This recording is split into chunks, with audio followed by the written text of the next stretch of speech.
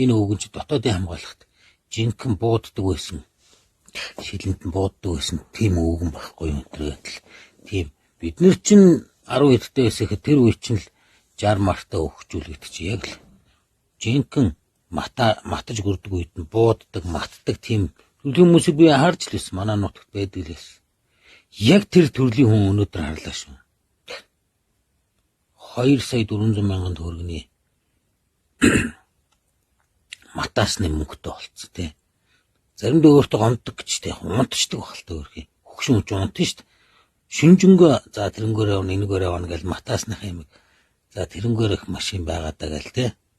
Шүнжэнгөө явдаг өглөө хаяа босч чадахгүй нөгөө хөгшин үж унтч тэгэхээр өөртөө гомддог гэж шүү дээ.